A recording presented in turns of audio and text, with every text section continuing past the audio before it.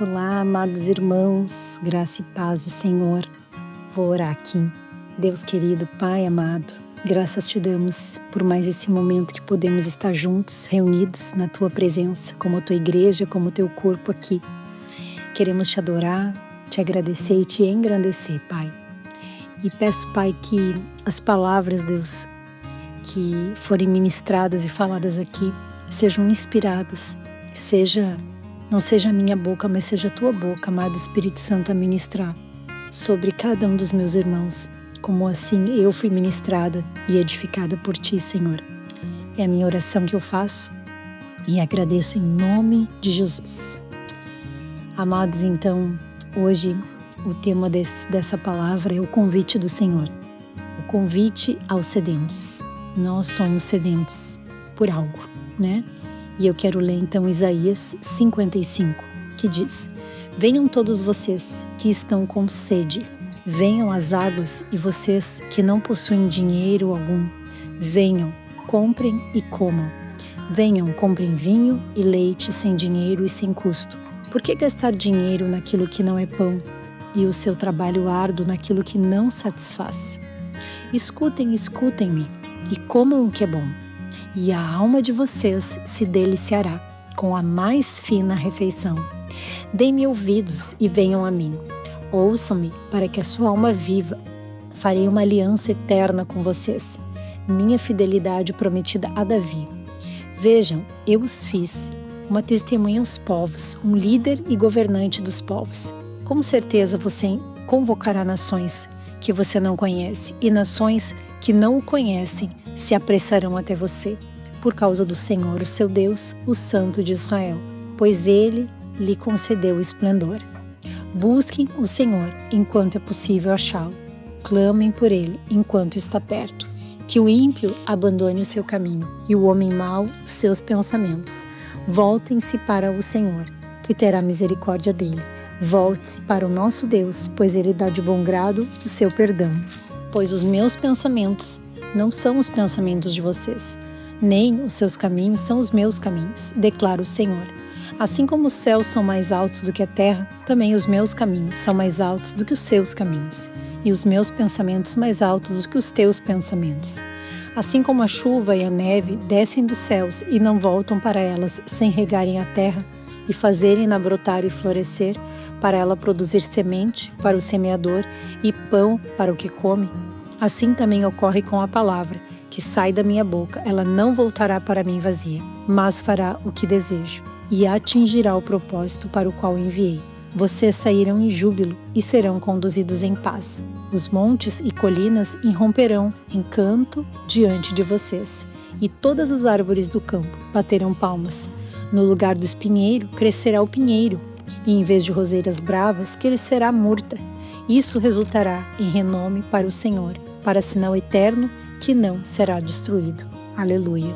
Eu creio que o Senhor tem falado muito conosco nesse tempo, desse convite. E eu creio que quando nós vamos buscar, né, e nos saciar em outras coisas, em algo que não seja a presença do Senhor, que não seja a palavra dele, ele fala num livro que eu estou lendo agora, muito bom por sinal, que se chama A Estrada do Rei, que é de Richard Newton.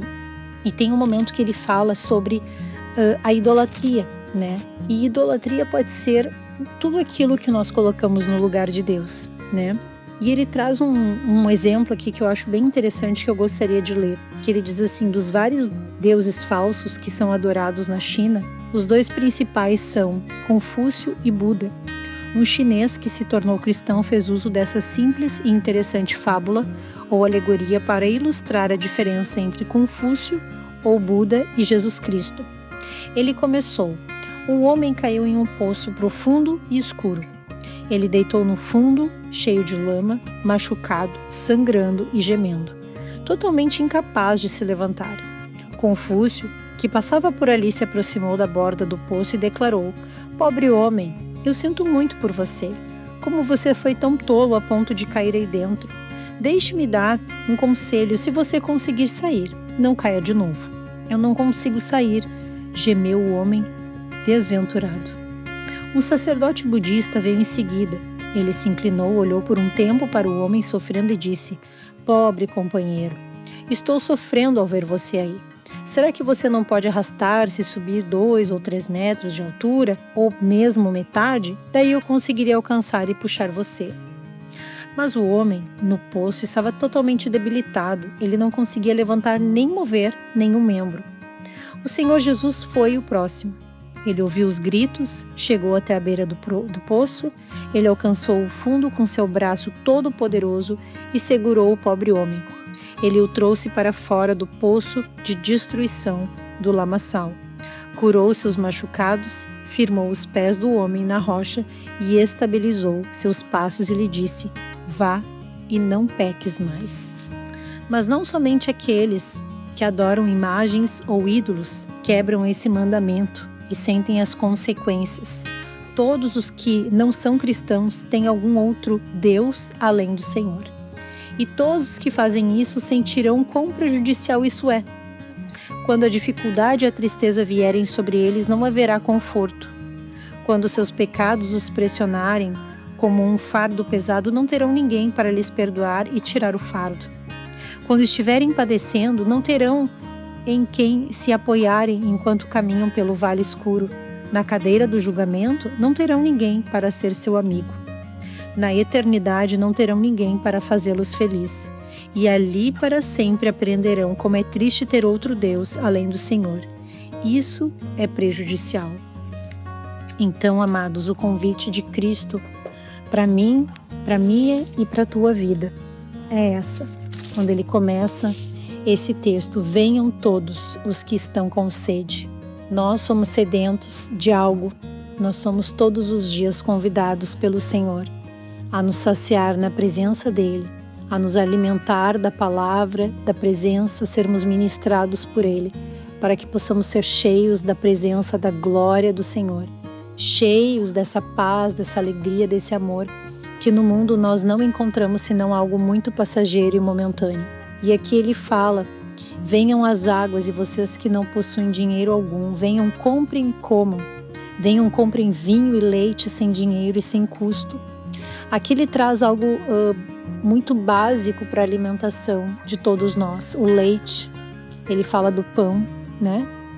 E isso está falando muito, amados, porque se a gente ficar sem se alimentar dessa presença verdadeira, nós vamos ficar assim, né?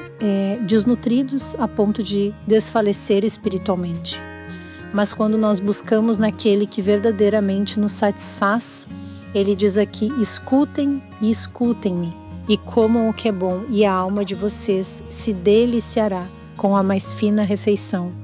Então, quando nós vamos para a presença do Senhor, para esse banquete que ele prepara para nós e nos convida a estar à mesa, na comunhão, a cear com ele, nós somos totalmente satisfeitos, preenchidos de algo que nada nesse mundo, e nem ninguém, e nenhum bem material pode nos preencher. Por isso que ele diz: deem-me ouvidos e venham a mim, ouçam-me para que a sua alma viva. Então a nossa alma, ela só vai ser cheia de vida, nós só vamos encontrar plenitude de vida nessa presença. E ele segue dizendo, né, no final: busquem o Senhor enquanto é possível achá-lo, clamem por ele enquanto está perto. Porque, né, amados, nós estamos vivendo num tempo abreviado, e aonde tem muito entretenimento, aonde tem muita distração, que faz de tudo para que eu e você, a gente procrastine esse tempo na presença do Senhor, da gente aceitar esse convite de estar junto com Deus. E ele diz aqui que o ímpio abandone o seu caminho e o homem mau os seus pensamentos. A gente para pensar quantos pensamentos maus passam na nossa mente, né? Então, quando nós vamos para a presença, a nossa mente também ela é renovada pelo Senhor. E ele diz assim: volte-se para o Senhor, que terá misericórdia dele. Volte-se para o seu Deus, o nosso Deus, pois ele dá de bom grado o seu perdão. Nós precisamos desse perdão todos os dias.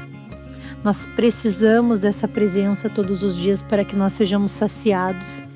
E ele diz aqui que os pensamentos de Deus não são como os nossos pensamentos, nem os caminhos dele. E ele mostra de uma maneira muito clara, ele diz assim: assim como a terra está distante dos céus, Assim eu quero que vocês entendam um pouquinho a grandiosidade dos meus pensamentos sobre a vida de vocês e o caminho e o plano perfeito que eu tenho para a tua vida. Ela é muito maior e melhor do que aquilo que tu possa pedir ou pensar. Esses são os meus pensamentos e esses são os meus caminhos para a tua vida.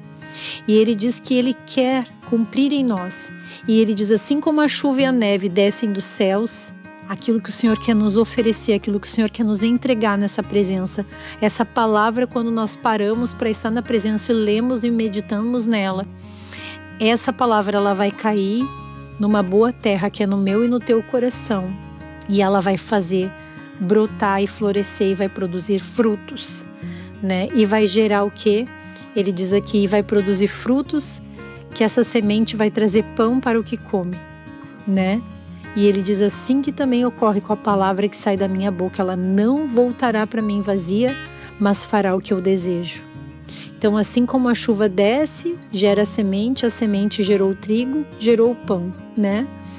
Para nós, essa palavra, ela desce, ela entra na nossa terra e o Espírito Santo vai nos dando visão, revelação, e ela vai produzir um fruto de vida, de esperança, de alegria, de paz que excede o entendimento humano, que vai tirar a ansiedade, que vai remover a angústia, que vai trazer o saciar, o deleitar da nossa alma na presença do Senhor. E Ele continua dizendo, né? E atingirá o propósito para o qual a enviei. Então, quando nós vamos para a presença, nós também encontramos o propósito para mim e para a tua vida. E Ele diz, e vocês sairão em júbilo e serão conduzidos em paz. Essa é a promessa do Senhor. Os montes e colinas irromperão em cantos de alegria diante de vocês, e todas as árvores do campo baterão palmas. Olha que coisa linda, nós vamos sair dessa presença, sendo conduzidos na paz, cheios de alegria. Dos nossos lábios vai fluir um novo cântico de alegria, não mais de murmuração, não mais de desânimo, mas agora é um canto novo que sai dos nossos lábios. E no lugar onde havia um espinheiro na tua vida, algo que estava ali te machucando, te abatendo, Ele diz, vai crescer o pinheiro, e em vez de roseiras bravas crescerá a murta, uma flor linda, cheia de vida, cheirosa. É isso, é algo novo que o Senhor está tirando. Ele está removendo o velho, está tirando a roseira, está tirando o espinho e está trazendo algo lindo e que está crescendo e que está florescendo aí dentro. E essa é a obra do Espírito Santo em nós. E Ele diz, e isso resultará em renome para o Senhor, para sinal eterno que não será destruído. Porque o Senhor, Ele veio para nos dar vida, uma vida em abundância e uma vida eterna. Então, amados, que possamos aceitar todos os dias esse convite e estar na presença, para que a tua alma ela venha se deliciar e nós possamos sair dessa presença renovados, fortalecidos, vivificados e com uma fé inabalável. Que o Senhor te abençoe e te guarde, meu irmão, minha irmã, e que a graça e a paz dele seja sobre a tua vida e sobre a tua casa, em nome de Jesus. Amém.